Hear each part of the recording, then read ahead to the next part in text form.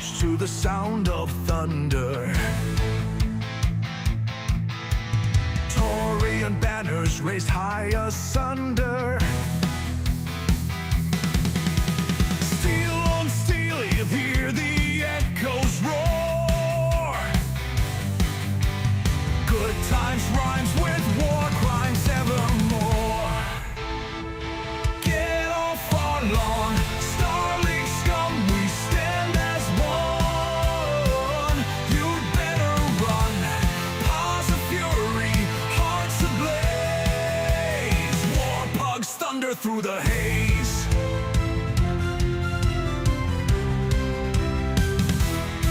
From dusty plains to the jagged peaks, we guard our home through fire and sleet. No concordant will kneel or bow. Our cause is just, our time is now. Get off our lawn, Starling scum, we stand as one. You'd better run, paws of fury, hearts ablaze. War pugs thunder through the haze.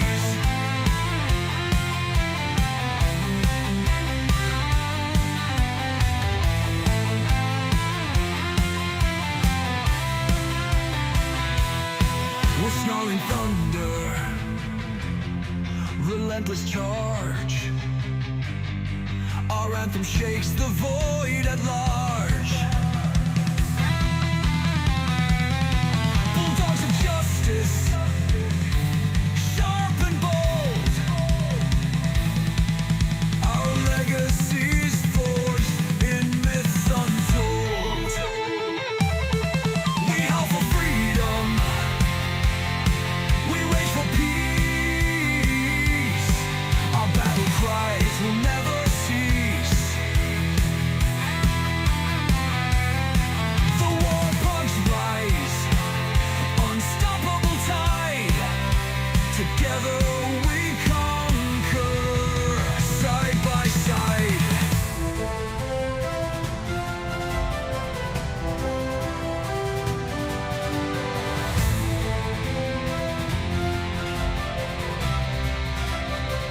Get off our lawn, Starling scum, we stand as one. You'd better run, paws of fury, hearts ablaze. War pugs thunder through the haze. War Pugs.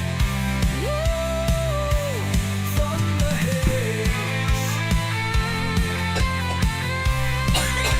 Hey guys.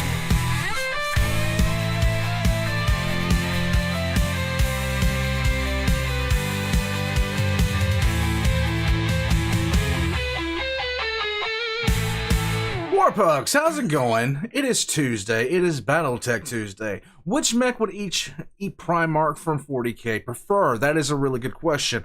I would have to say that Lehman Russ would positively lose his mind over the Timberwolf. It will become the adopted mech of the entire 6th Legion. They would say it's the best mech of all time. They would insist it's the best mech of all time. In the meantime, the Evan Jaguar would be rolled up with the Dark Angels, and they would just laugh all the way through it. Gilliman would, of course, without exception, pick the Atlas, because the Germans use it as a scout legion, so there you go. Maybe the Direwolf lock, maybe the Direwolf. Russ will be the Direwolf. Okay, Russ will be the Direwolf. Let's see. Magnus would pick the Locust because he's Magnus. Pertura would pick the Highlander because the concept of basically giving Dorn a Highlander funeral would be the best fucking thing ever to him. And he's that bitter and that petty. I honestly think that would be the case, okay? Dorn would be an armored mech. It is a good mech, a sturdy mech. Yeah, Dorn wouldn't take the Marauder. The Khan would the Khan would pick the Locust. What am I talking about? Guys, It's Clan Wolverine. Now, I've heard a lot about this clan. I've heard stories of this clan. I've heard how this clan came back from the from outside the periphery where the clans were to basically be a scout. Khan would take the spider? Yeah, because you can make that thing fast as all, okay? I'm just saying. Oh my god, what am I doing? Hold on a second. I forgot to turn on my other lights. Hold on. Bloop. Oh, getting slower and slower. Fat and bald. Ugh. There we go. We have technology. Technology! Okay. Kablam. There we go. So, it's... Here we go, Warpugs. Khan would be a fireball. What else? Let's see. Anybody else I can think of off the top of my head?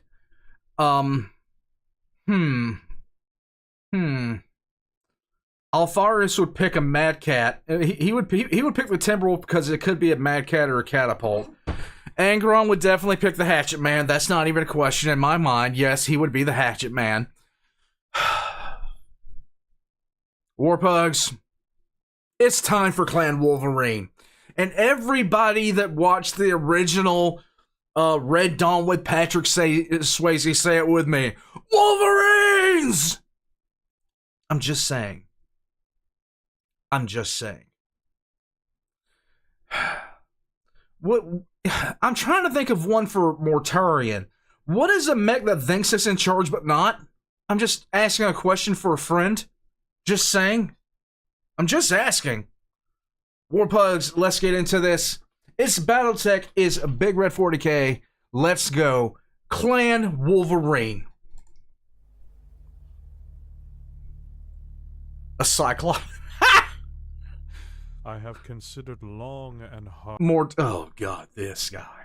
Mortarion would pick a catapult. Maybe. The question of this blight on our history. Don't talk shit about the King Crab. That's my favorite mech. Except for the Evan Jaguar now. How will our people deal with it? How will they interpret it in the years to come? I realize that if they are left to their own accord, people will alter history to fit their own ends. The irony! In the case of the Wolverines, I do not want that. I want us to have a common understanding of our past. Our laws will hold that Okay, hold on. There we go. Yeah, Epic, it works, don't it? I have considered long and hard the question. What's up, of this slacker? blight on our history, the Wolverines. Yeah, How will our people deal with it? How will they interpret it in the years to come? I realize that if they are left to their own accord, people will alter history to fit their own ends. The irony of that In statement. the case of the Wolverines, I do not want that. I want us to have a common understanding of our past. Our laws will hold that no one with Wolverine warrior blood will be allowed to live. This will protect our future generations from those that may have scattered and survived from these enemies of our way of life. If survivors are found in future generations, we will grant honorary blood names to those warriors that destroy them, more than an incentive to ensure that they do not live. As such, from this point forward, the Wolverines are unspoken. No one may say their name aloud. They are the clan that perished. They are to be unspoken, not even a whisper. All reference to them and their people are to be purged. Their symbols are to be turned to dust. Their cause will never serve as a rallying cry for rebellion ever again. Anyone that defies this will be dealt with most harshly. The irony of this guy talking about people changing history. Ilkhan Nicholas Kerensky. Dick.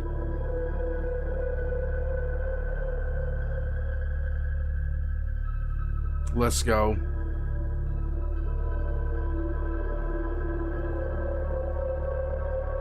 Yeah, Stephanie, totally sane. Completely. Screw this guy.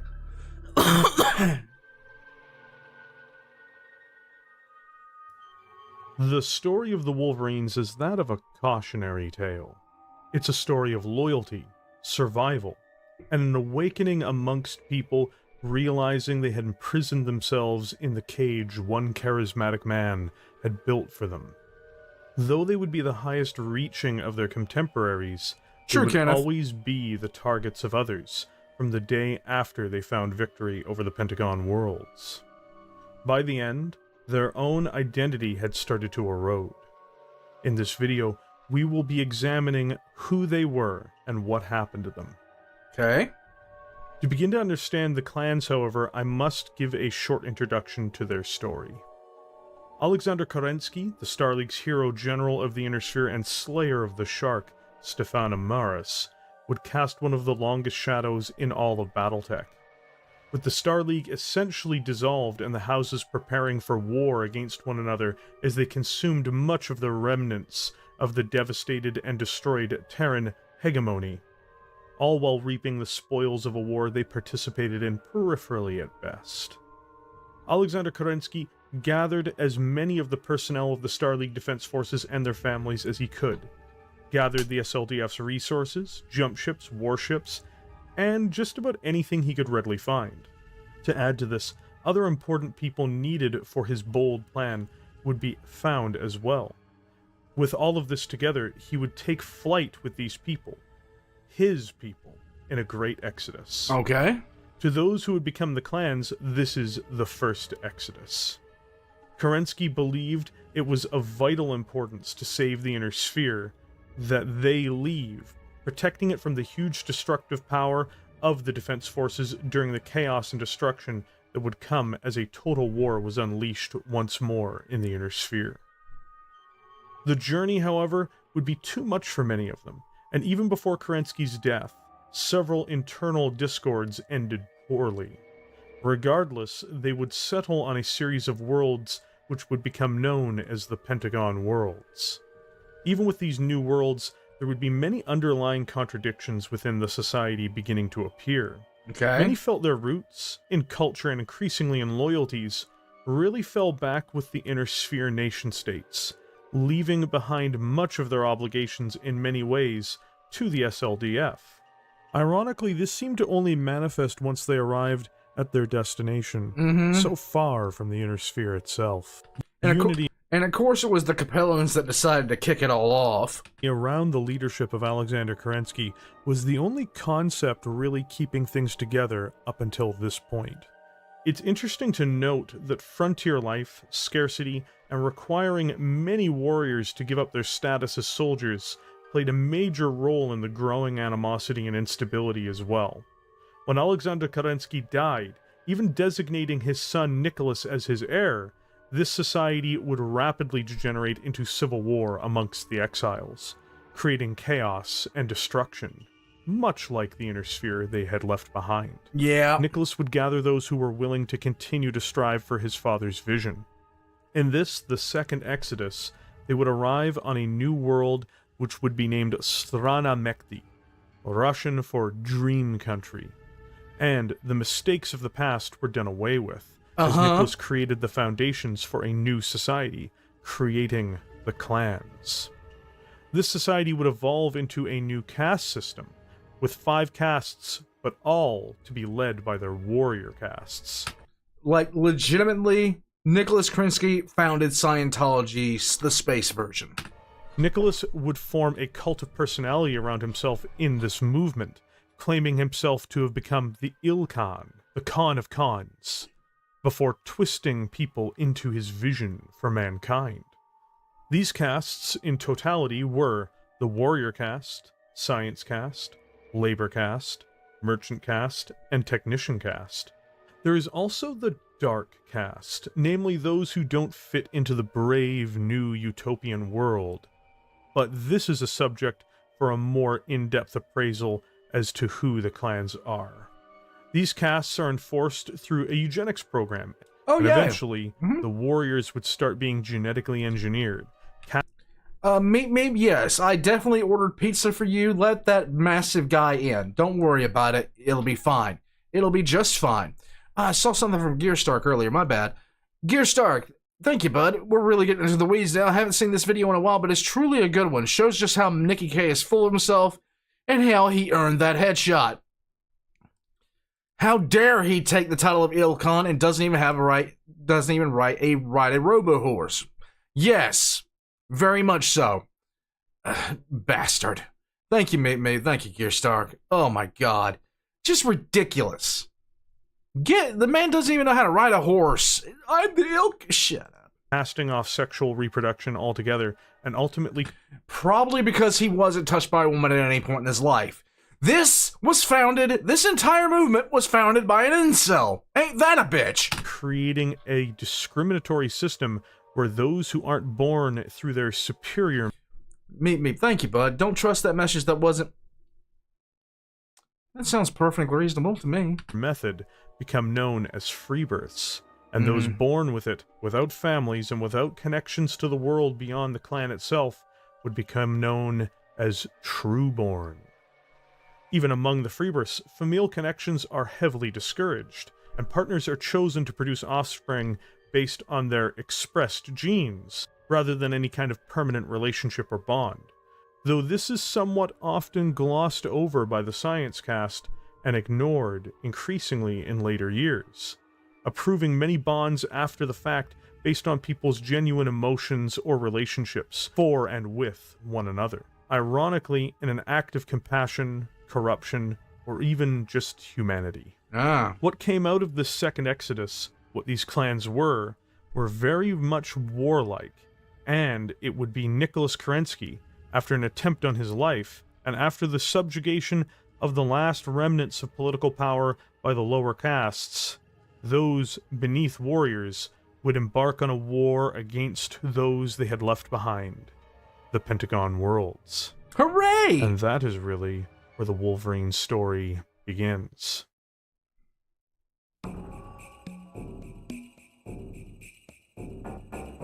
When the clans were first born, each clan was divided up to have the same number of warriors, workers, and overall resources in order to ensure that they were placed on an even playing field. The rigid caste system was enforced and put in place largely due to the vision of Nicholas Kerensky for how society should operate. Though many of these people were still in family units, it would be something which Nicholas always seemed to resent, perhaps speaking to his own issues with his own family. I have said it before, and I'll say it again. Every major shit starter in most universes always and forever have their issues bound down to daddy issues. Okay? All of them. Every single one of them. There would be 40 warriors in every clan, each one with their own genetic legacy to be passed down to new generations of warriors as their eugenics program advanced. Every clan would inevitably adopt a genetically altered totem animal as well, and in the case of this organization, it would be, of course, the titular Wolverine. It's important to note that much like the animal, these clanners were never known for backing down from a challenge or a fight, even when cornered and with almost no options. This demeanor would help them very much in the adversity they faced, but it also made them difficult to tame, and this was a major contributor to their downfall. Because it is one epic. Each clan had a Khan and a Saw-Khan, a leader and their right hand, the latter often succeeding the former in the case of their death. Sarah McKevity would become the Khan, and Dwight Robertson being her Saw-Khan.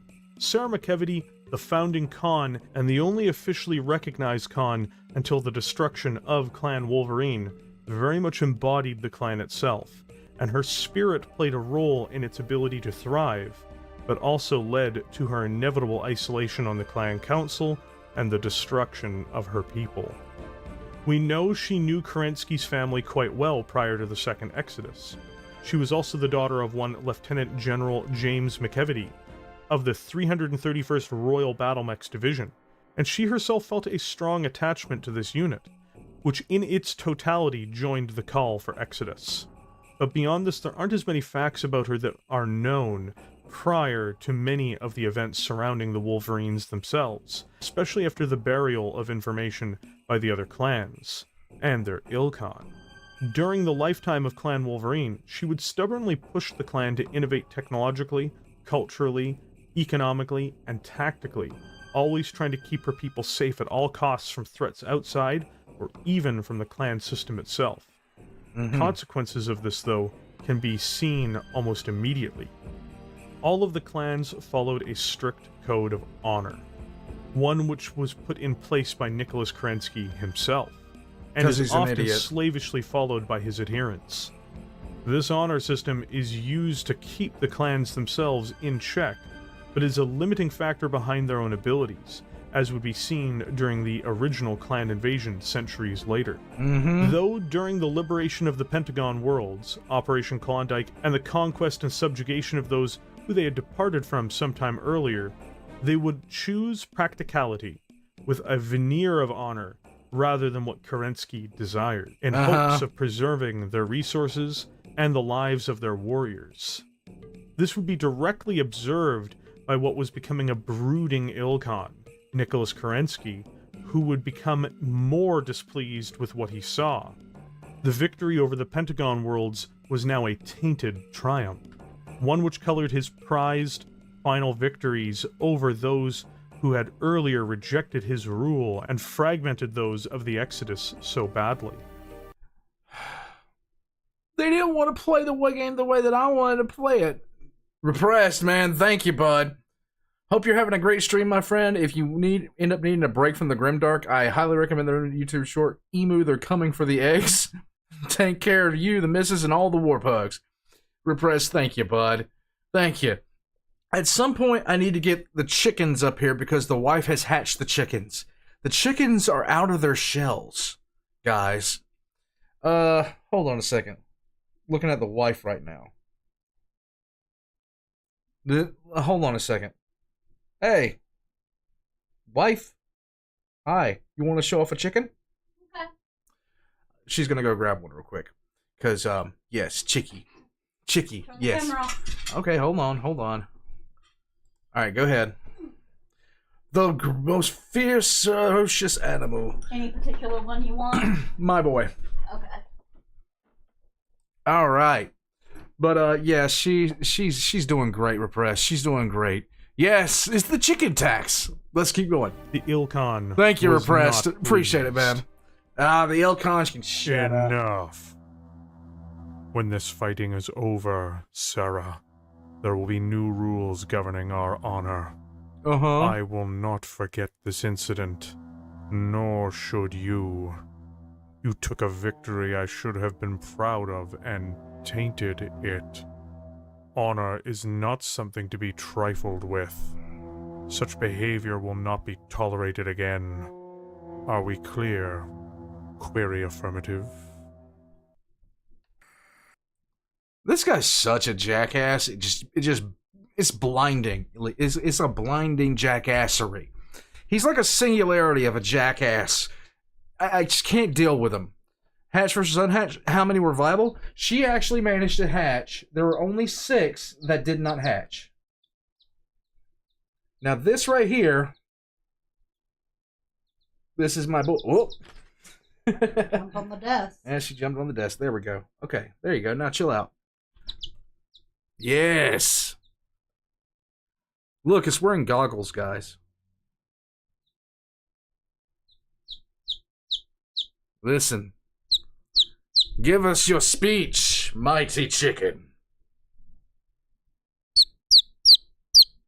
Yes! Talk to the masses. Tell them your opinions. Yes! Continue! Hail chicken! Hail chicken!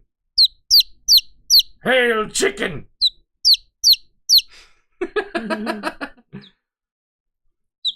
Hey, look. You need to raise him up higher. All you see is the top of his head. I know. Look at what Kenyon Merrick evolved into. What the fuck happened, guys? You can't even see his little face. Hold on. Come on. Spread your wings. Stop shaking the chicken. Never shake your baby.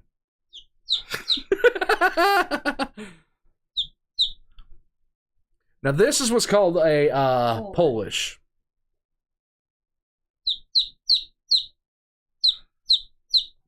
Alright. Alright, let me take him back to bed because he was sleeping. Yeah, he was sleeping. Look at this. Look at his coloration. It's so cool. My wife is trying to hatch something called a zombie chicken. Pull up a picture of one. Yeah, I might. Search zombie chicken. Yes, you can hear the voice of the T-Rex in that brother wolf. Yes, you can. I just ate chicken, so I'm happy. I ate his cousin. It's okay. It's okay. Oh, no. Hold on. I'll show you what I'm talking about. Hold on. I thought this was cool when I saw it. So she's trying to hatch one of these. Hold on, let me open this up. Hold on. Boom. There we go. God, come on, man.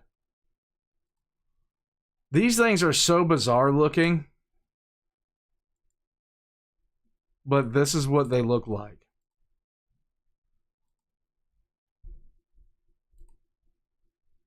Zombie chicken. Pretty cool, huh? Does it come with a jockey? No, I don't believe so. I do not believe so. I'm just saying.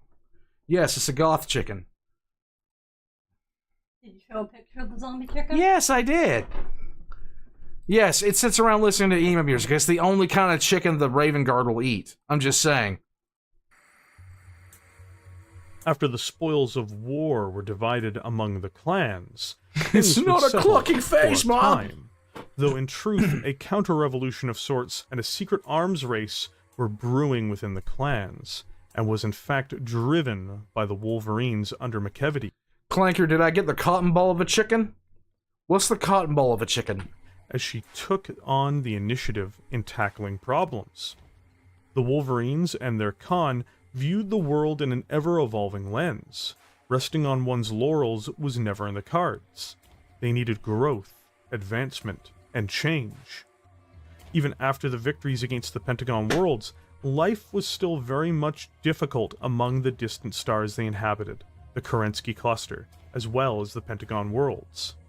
The caste system as well was a constant obstruction to optimizing returns for things such as farming or other sections of the economy. The Wolverines, ever industrious and adaptive, opted to relax the boundaries between castes, letting people float between their positions in order to better provide for the whole. This resulted in greater returns on their agriculture, as well as greater returns in the spaces like manufacturing.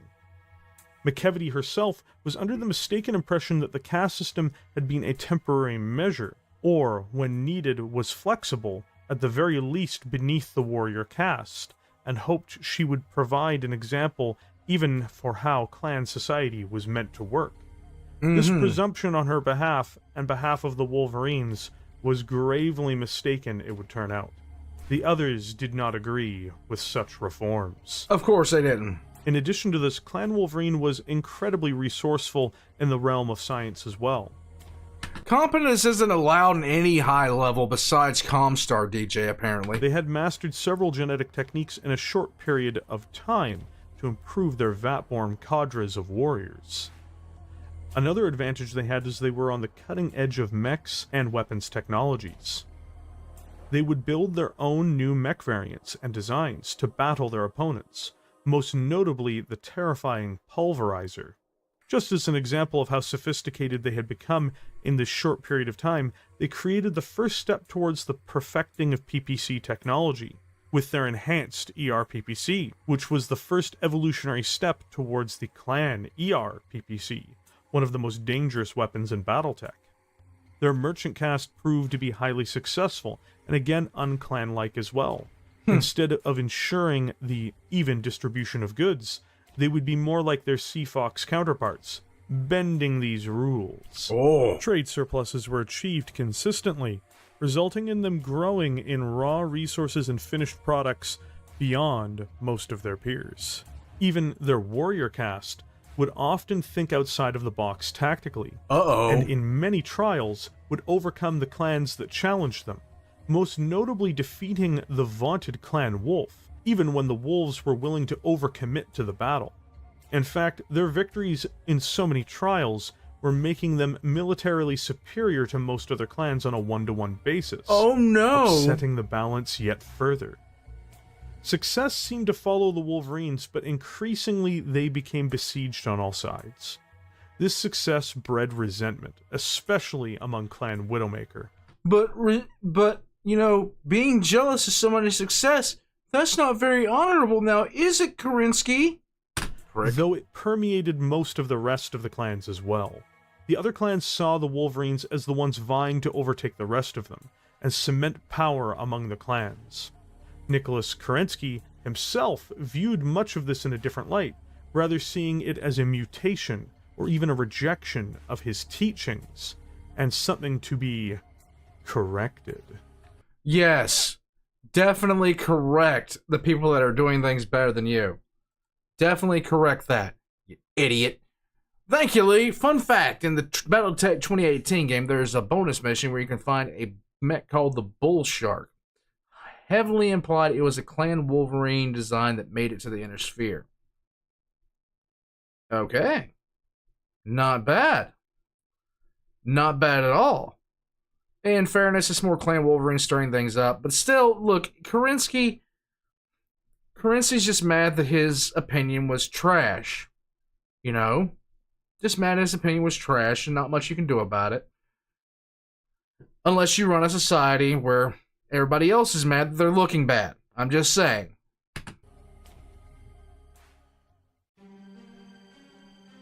Espionage amongst the clans was, up until the crisis involving the Wolverines, unheard of.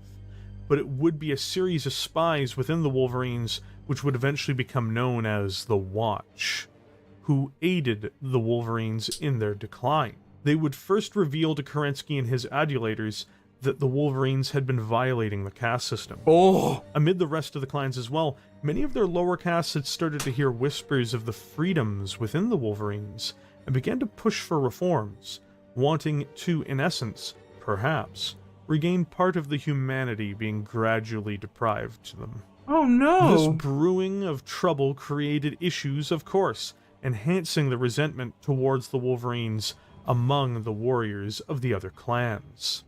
Sarah McKevity would be confronted by the Ilkhan in a private dinner on the pressing issue. Uh-huh. Of course. When I heard of your fortune, I also heard you achieved this by allowing some of the members of your caste to... what is the word used? Migrate to your labor caste. Is that true, Sarah? Quaff? This disturbs me. I created the caste system with a purpose that I thought you understood. Having our people in castes remove some of the societal tensions and rifts that our forebears dealt with. Castes remove the drive of people to attempt to better themselves through bringing civil disorder. Okay. I thought you understood that. He would make it clear in this engagement, with Sarah meekly defending her position in the face of the man who all clans idolized, that the Wolverines were to cease these activities at once.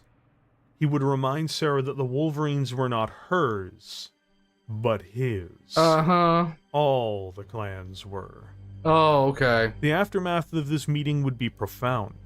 The Wolverines would regress to better accommodate the Ilkhan. However, they would also immediately begin the process of searching for the traitors in their midst. It would be found that many of the laborers and others who they'd captured through trials of possession had been disloyal, serving their old allegiances instead of their new ones. Uh-huh. This would But that's not really honorable now, is it? be discovered once McKevity put Star Colonel Franklin Hallis in charge of illuminating and dealing with the leaks. The scale of what the suspected compromise was so potentially enormous that immediate suspicion began to fall on any and all lower castes that had been captured through trials, and phasing out these workers was put into action as a means of defending themselves.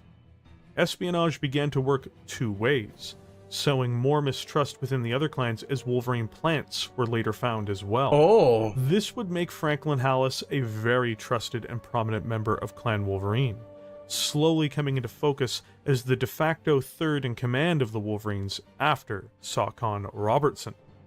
Hypocritically, Kerensky would sign Pretty off on much, the creation Stephanie. of the Watch, which not only observed Clan Wolverine, but even peered into the other clans, increasingly acting as his personal eyes to keep him informed as to the goings-on in his increasingly aberrant and wayward children. The desires of the clans had begun to diverge, and the people themselves began looking towards change. Perhaps, in his mind, he realized the threat that reformers like the Wolverines exposed, knowing that his dream, his utopia, may be undone without an enemy. It's my special civilization! Mine! And without an example. Slowly over time, his views would shift on the Wolverines as he gave his unspoken consent to the factions conspiring against them, as he most certainly had knowledge of most of it. The other clans in this environment increasingly felt paranoid about Wolverine. They feared the technological advantage they were clearly beginning to have.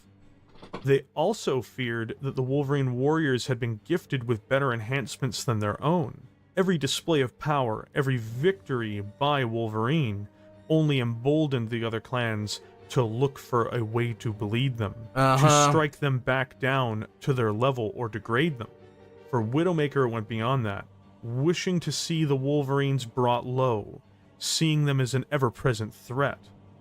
This conspiring among the clans, notably Wolf, Widowmaker, Jade Falcon, and eventually the rest, in clan society is the height of dishonorable behavior. But the envy and fear experienced by the other clans was too much.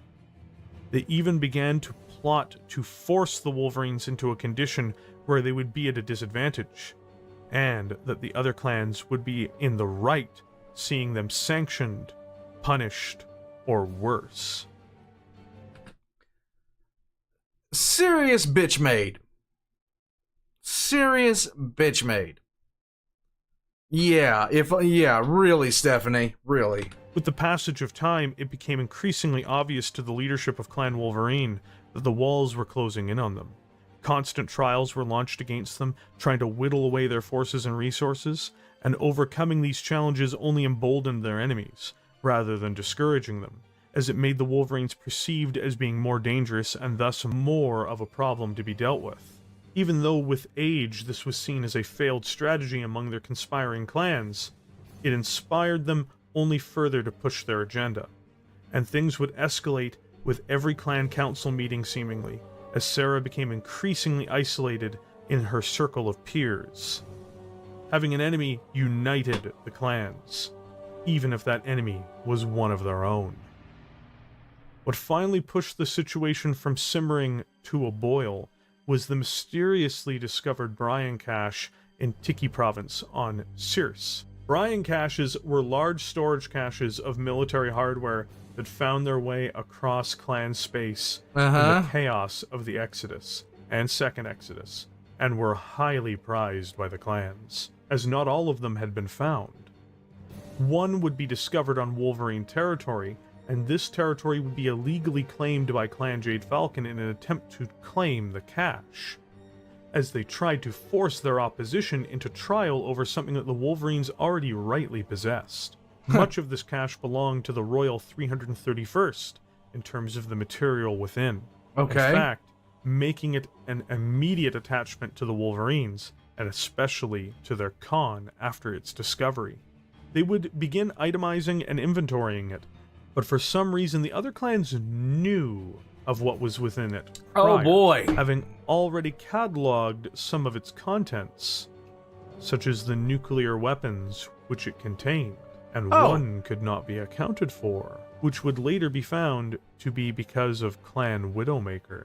This contested cache became a subject for the clan council as a meeting was convened to deal with the issue, as they heaped their hostility, paranoia, and envy onto the Wolverines, who, backed into a corner, snapped back.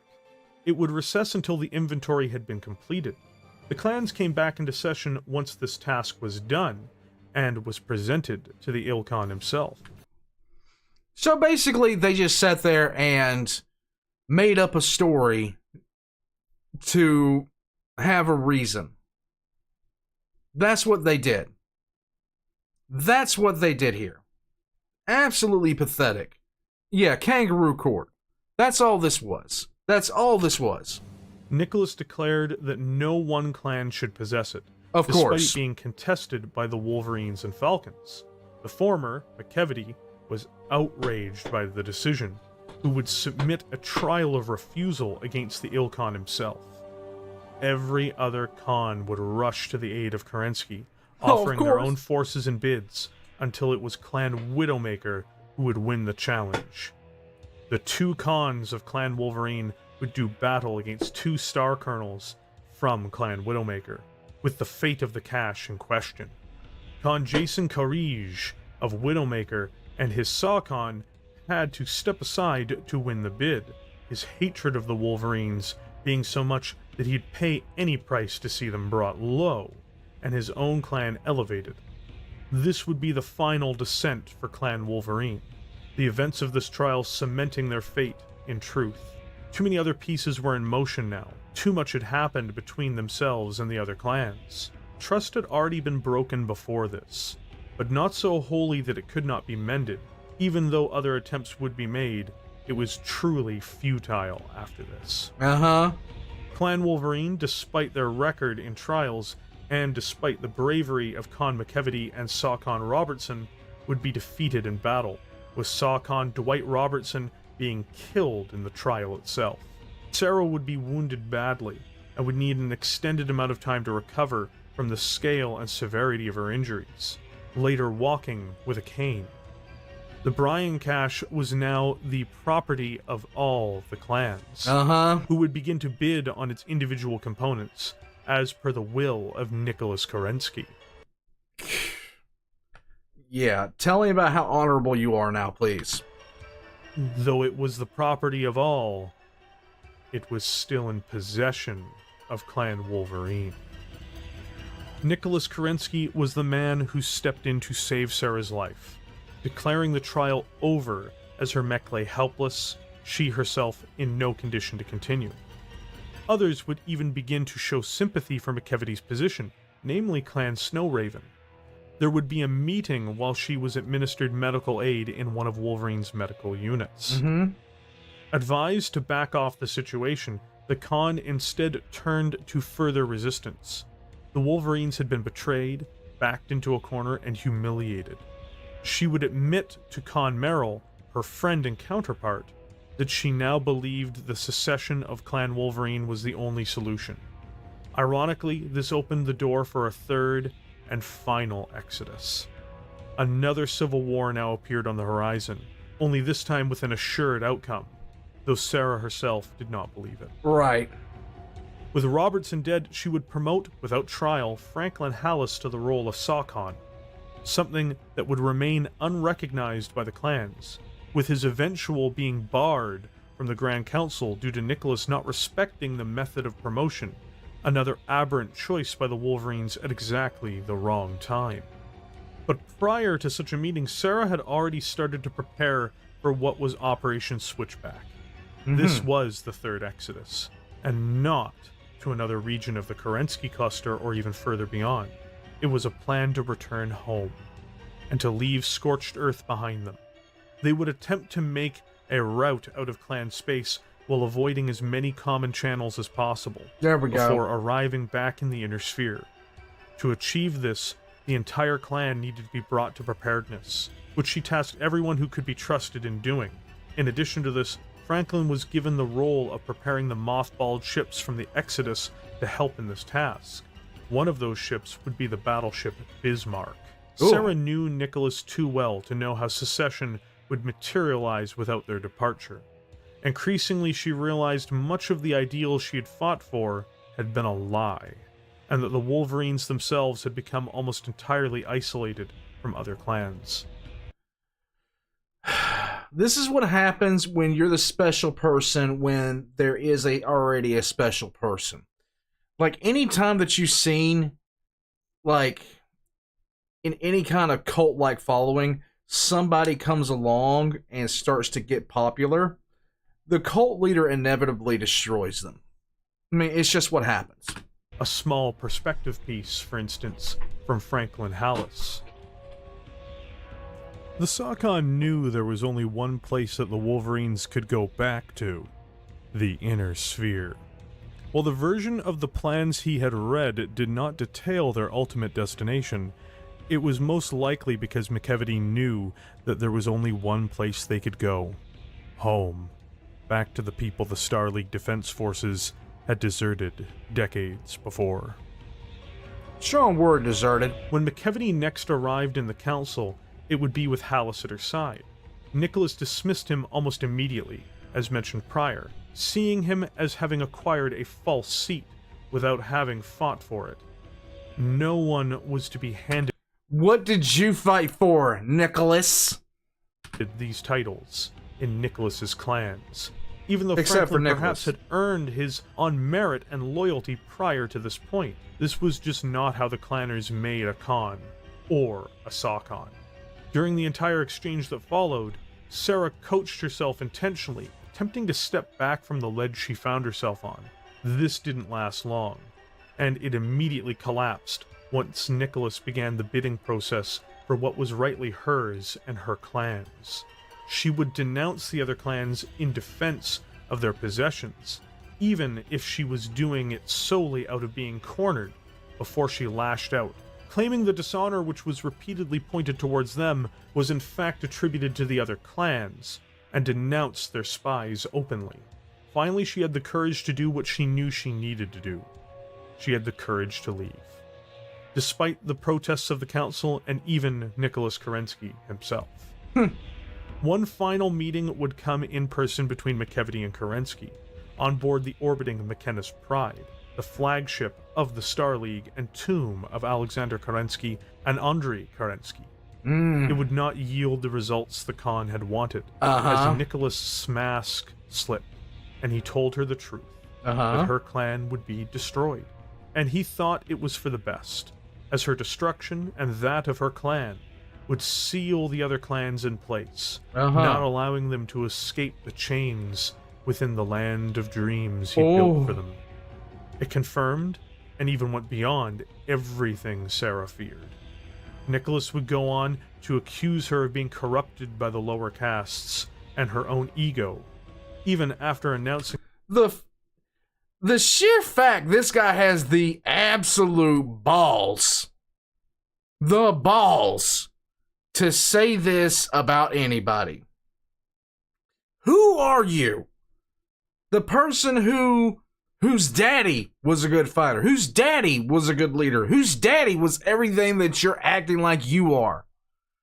Yeah, exactly, All-Star. The line, the whiz, the audacity of this bitch. that her and her people would be destroyed. You represent one possible future.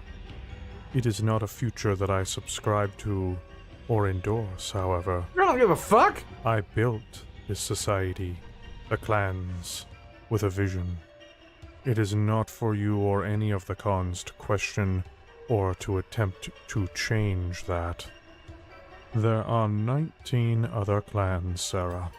All seek to benefit in some way from your demise.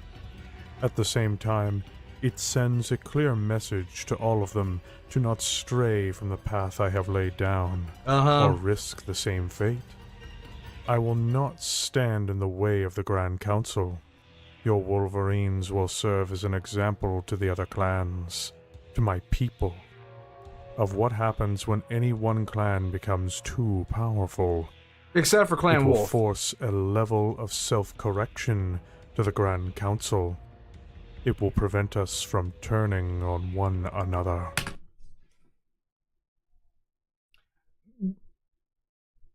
Does he...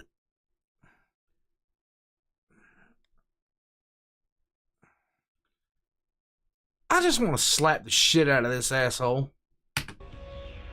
Open conflict would break out over the contested materials, and Sarah would arrive at the council one final time, announcing her withdrawal from the Grand Council. The Wolverines would secede from the clans as most of the members' rage expressed itself towards her. You are digging your own grave. The grave I dig will hold your Widowmakers as well, Jason. She would leave the council forever, and announced to her own people that they had left the clans, denouncing the Ilkhan and others, as well as dissolving much of the utopian society that Kerensky had dreamt of. Utopian. Families were re-established, and the caste system was abolished. This was done, in her words, to preserve her people as they looked for a new path of self-destiny. Hooray! Other clans naturally began the process of melting down at Of this course. open affront. A trial of absorption was offered for the first time in history, but things would escalate well past the control of anyone. The city of Great Hope was to be sieged, even as the evacuation had been taking place by Wolverine forces. Some civilians were expected to be captured, and one, Dr. Vaughn, would do so deliberately, in hopes of ensuring that the Wolverine's genetic code would be secretly introduced into another clan, ensuring that their people lived on in some way if all else failed. The final failsafe. This would only result in further tragedy, but this is a story for another time. Huh. On October 22nd, the clans would press towards the city of Great Hope on Sear, with Nicholas Kerensky at its head.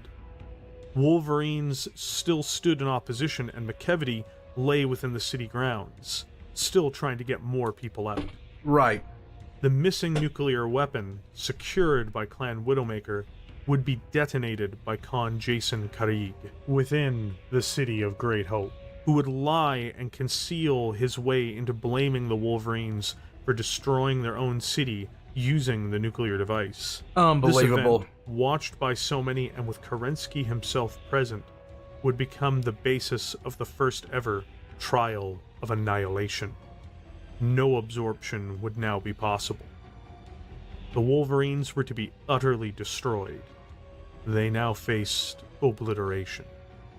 Another nuclear attack would happen, this time hitting Yahradun, the capital of the Snow Ravens, resulting from the confrontation with the Wolverines and their resurrected SLDF ships. Worse, this occurred due to the Snow Ravens themselves preparing a nuclear attack in response to what had happened to Great Hope.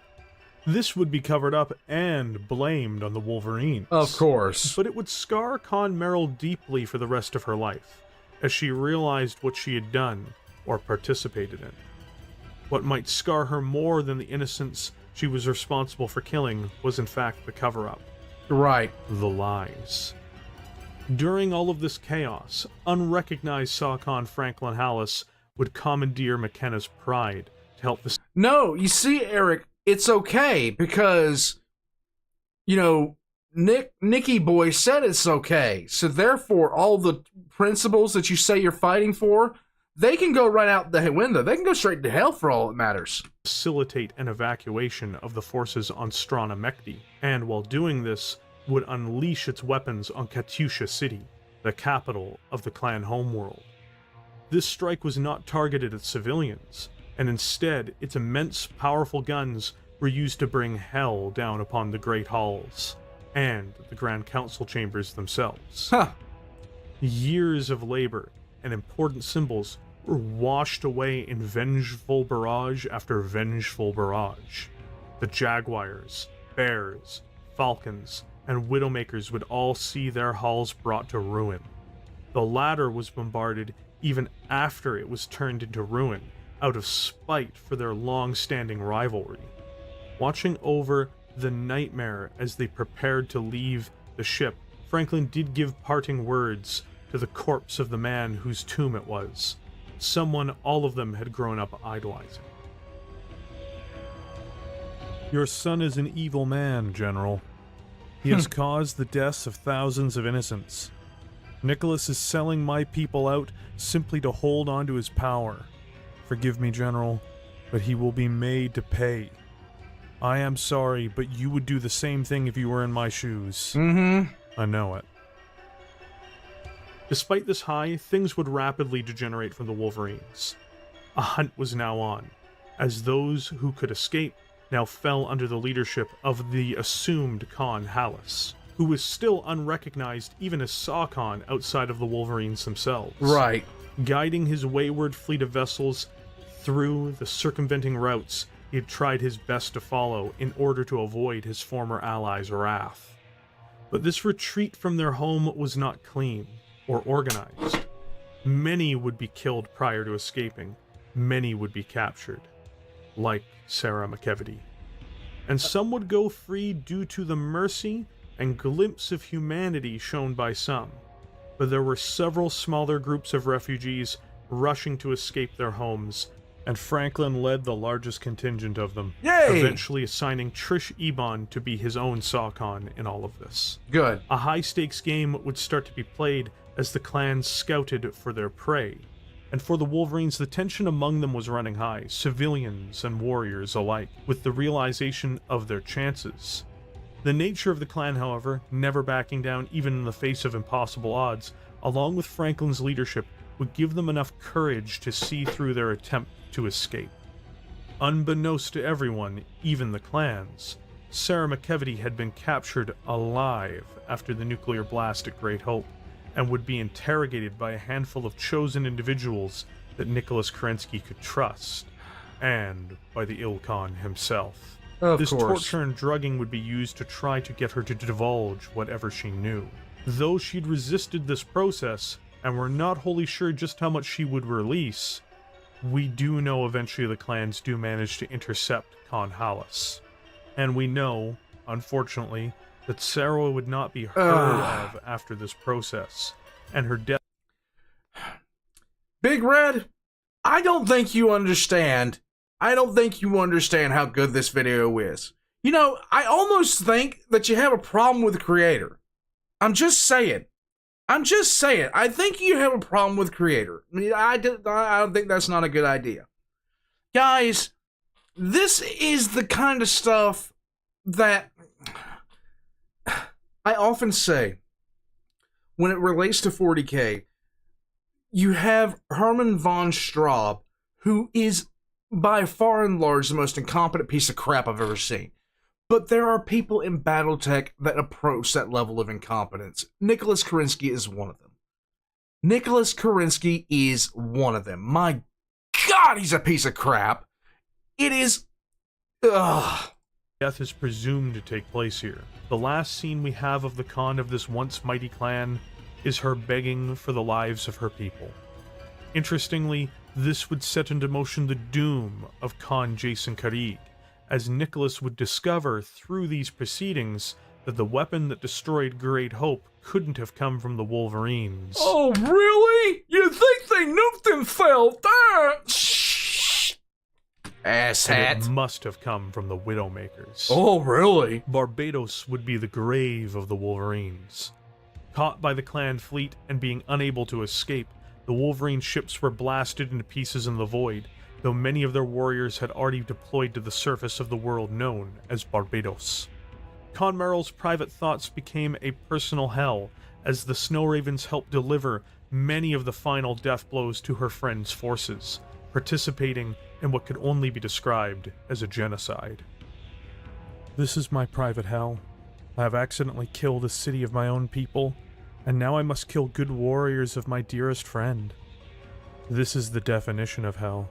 Sarah, can you ever forgive me? Yeah, I think she could. I honestly think she could. But it doesn't mean she's going to forgive herself. I'm just saying. The surface of Barbados is where Khan Franklin Hallis would make his last stand. A hopeless one, with his warriors. His only real hope was that other elements of his people, and those few ships that had managed to get away above, would survive. Beyond that, he and the remaining Wolverines would fight with vengeance in their hearts, and with the same stubbornness they had in their lives up until that point. It was better to die fighting than to lay down and simply be executed. There you go. The battle would mostly take place between the Wolverines and the Wolves, and would be bitterly contested to the end. A harsh exchange would appear between Hallis and Kerensky after defeat appeared inevitable, where Kerensky refuted that Franklin was a Khan, though in this he would give Franklin the opportunity to enact his revenge on Jason Krieg, much to the Widowmaker's shock, as Kerensky revealed his treachery and crimes. Krieg would be obliterated by a PPC bolt after shamefully attempting to cover his lies, and after his death, his genetic legacy and his blood name would be removed from the clans permanently, as he was viewed as the most responsible for all the infighting in the clans, even more than the Wolverines. Yeah, that's a cover-up. That's a cover-up, okay? Look, you can't convince me that Nick didn't know what they were up to. He just didn't care. He just didn't care, okay? He just didn't care about who would do it, as long as it wasn't somebody in Clan Wolf. Yeah, Nick himself was the most responsible. He just didn't care. He just wanted somebody to blame for all of it. Oh, you know, I've only been a dick to them for years, but it's all their fault. Asshole. Then do what you must. Do what honor demands. And Star Colonel Ward will do what he must as well. It is the only way. It may only set matters right. It may not set matters right, but it will bring this ugliness to an end. Shortly after, however, Franklin would be killed. The Wolverines on planet would be almost killed in their entirety. Some would survive in the jungles of Barbados, scrounging to survive after having avoided murder at the hands of their peers. Oh God, you guys, stop it. They were left as little more than animals to die in their new environment, though there would be a marker, a tombstone, for the Star Colonel who had fought so hard to keep his people alive. Even someone like Nicholas Kerensky, a man with questionable morals and a limited ability to feel remorse or guilt, would mark this tombstone with something fitting, as an admission in some ways, marking it simply as Con Franklin Hallis. Your Wolverines fought well, Con Hallis. In the end, that was not enough. Their deaths already have served as a great unifier for my people. I only hope you understand their ultimate role. Next to it was marked another stone, but without a body. Simply put, Con Sarah McKevity. You are cocky, arrogant. If I hear this guy continue, if I hear this bastard say more, accuse people of more character traits that he himself possesses in such abundance, it's almost laughable to hear him speak of them. Arrogant and self-sure. In the end, it cost you everything. Even then, it did not bother you. Andre was right about you, Sarah. And for what it was worth, so was I. For the Wolverines, whatever they now were, things were not as final as they would seem. Erebus is competent. That's the difference. Saucon Trish Ebon would survive, along with several other groups of stragglers and other assorted refugees that had managed to escape clan space. She would arrive on Barbados weeks after the carnage had unfolded. They would bury their dead. There is some implications that perhaps Sarah McKevity was one of these survivors, but this is as of yet unconfirmed. If the former Khan did survive, her condition was, to say, at the very least, dire. Yeah. What would become of them after this? A group confirmed to be related to the Wolverines would appear in the Inner Sphere after the First Succession War, striking at the Draconis Combine for supplies, known simply as the Minnesota Tribe. I love the fact they messed with the Minnesota Tribe, messed with Kurita so much that he pretty much had a mental breakdown just at the consideration that they might be back. I love the fact that they traumatized him that badly. First appearing in 2825, they had vanished by 2827, though the Combine would remain on high alert after their appearance. At the time, these raids caused a great deal of chaos, and it was not soon forgotten about in the Combine, or by those with watchful eyes in Comstar. Oh. Much later on, Comstar itself, as well as the Word of Blake, would seek them out over time. Rumors spread at one point that the tribe had joined Comstar or the Blakeists, but these were never confirmed, and increasingly it seems to have been a fabrication. Yeah, Minnesota's nowhere near Amish country, I'm just saying. There is another story written that follows this, named Redemption and Malice. In this short story, it describes a group which is hinted to be the successors of the Wolverines in the Dark Age, namely the Clave. But nothing is ever certain, and there have been deviations from plans and hints before. This does seem to be the direction they are taking them if they decide to dig up this concept again. Perhaps it is the period at the end of the sentence, though. There is no lie if we all believe it. If the Wolverines had not pushed to be so impudent, this disaster would have never happened. The loss of the city was their fault. They fired at your fighter, forcing it down. They rained death on this city as if they had launched the weapon themselves. And as for genocide, yes, we have purged elements of our society that were corrupting us from within. It is the same way a surgeon removes cancerous cells. It was necessary to save the whole of the clans. The Wolverines were the price for the society that we now have. Yes, one that sucks, one that's less efficient, one that produces less results. What an ass. It was a high price, but that makes it all the more precious. Precious.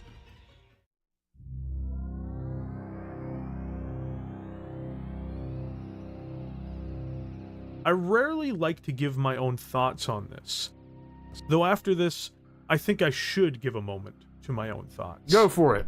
Sometimes stories are best kept mundane. These people are refugees with little to their name. The dream, seemingly, was that the Wolverines wished to return to the Inner Sphere. I like to think that they escaped the nightmare they ran from and simply went to the winds. There's no need for secret Comstar integration, no Blakist-aligned ally, or even a hidden order of Wolverines hiding amongst the stars preparing to pop out of nowhere for revenge against the clans. Would It would be funny. not have been better if they simply got what they wanted? To go home. This would mean that the Wolverines never died, and that they never disappeared. They'd have simply been part of the people of the Inner Sphere, even if their history is lost to them.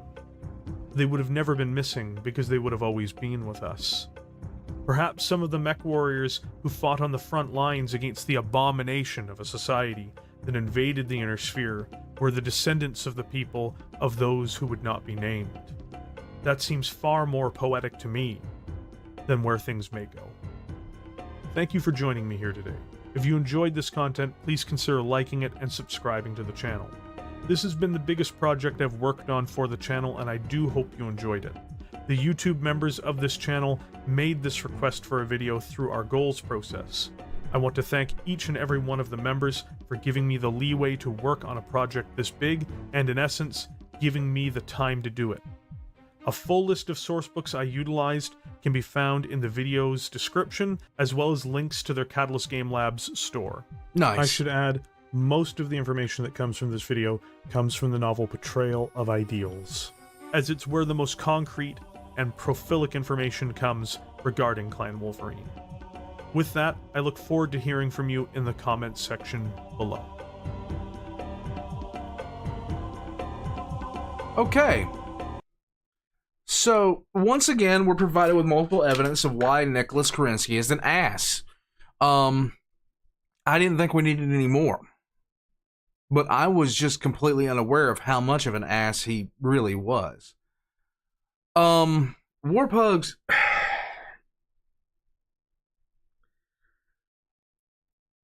It's just, it is a cult. The cult of Kerensky is so garbage. the blinding hypocrisy that they all engaged in. It's like, oh, we're not a bunch of liars. By the way, the absolute shredding of any principles that they had, just proves it. Just absolutely 100% proves it. It is absurd. It is absolutely absurd to sit there and listen to Nicholas Kerensky projecting everything onto everyone else. Jesus, thank you, Lee. Appreciate it, bud. I really do appreciate it, bud. Personal theory, the stray shot that killed Kerensky wasn't an accident. I suspect a program like that one that killed Simon Cameron was used.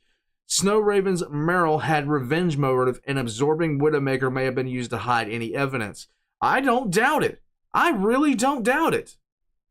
Guys, X in chat for Big Red there, because this was really good. Yeah, Lee, I don't doubt it at all. I honestly don't, okay?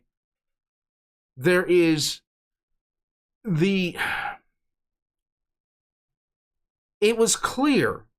It's clear that it was just a cult of personality that allowed him to get away with this much garbage on this much of a regular basis. And I can't wait to get to Kerensky's kids when I start doing lore, because, oh my god. Oh my god, I can't wait, because I'm reminded of a quote from Bronn from Game of Thrones. No matter how good you are, your kids are going to screw everything up. And there we go. That is what basically happened. Yeah, first gen of the clans was pretty much envious assholes. Not really surprising. It reminds me, like, honestly, Nicholas Kerensky reminds me. So I used to play a game, and I joined a group one time, and it was being run by this one guy. And the only reason this guy had any sort of power in the group was because, well, the group was powerful.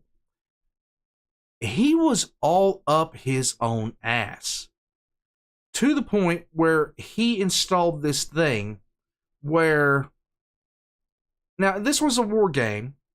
He had ranks in the war game, and if you joined his group, you had to address the people that outranked you in the group by a rank. I'm ex-military. Okay? I'm ex-military. Flat out, fuck off. Okay? Fuck off. I'm not here to gloss some fucking idiot who... I'm not here for that. I'm just not. Way too much ego. And I'm sitting there with I'm sitting there like 30 years old, dealing with PTSD from the military, and then at the same time, I got somebody trying to sit there and be like, listen here, you're gonna call me captain? I'm like, you work at fucking Burger King, asshole. I'm not calling you shit. Get over yourself. Badly. Get over yourself. Like, hugely.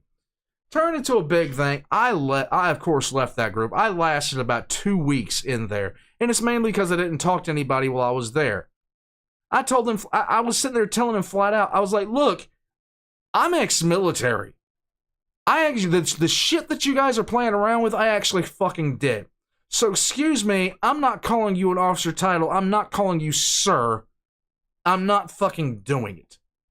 So you can just let that prospect go.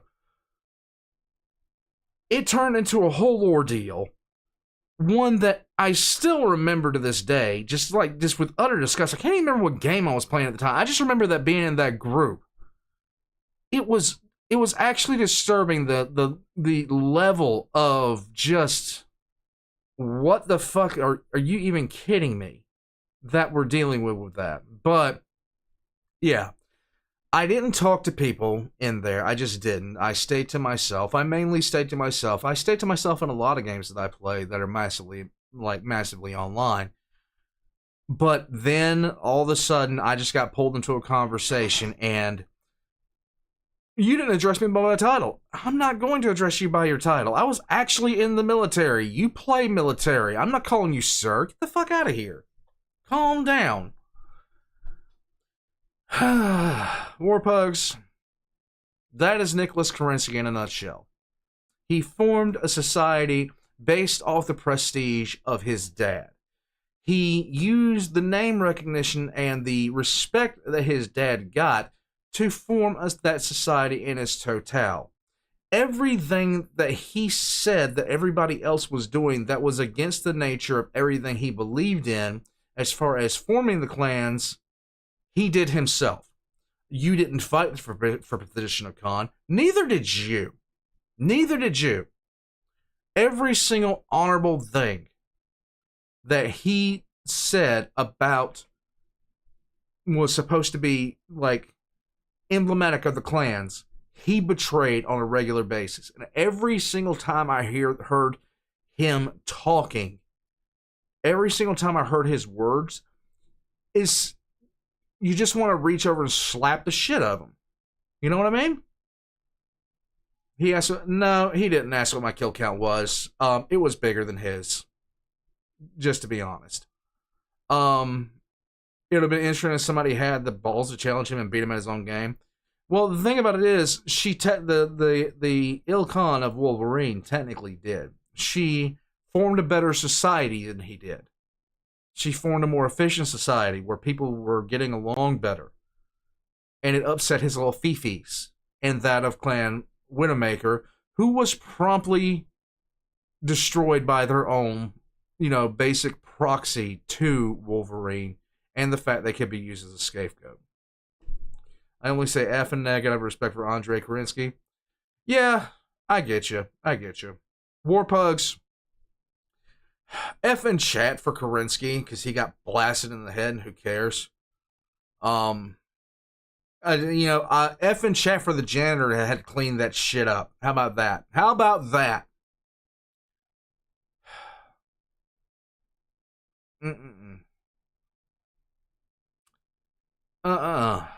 Warpugs, I'm gonna head out from here. I hope you enjoyed BattleTech Tuesday.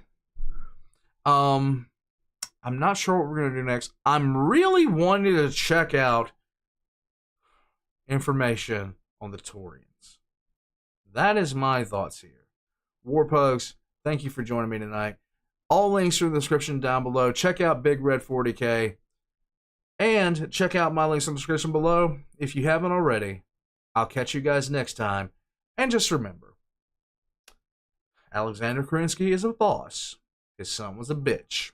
That's all that needs to be said. I'll catch you guys next time.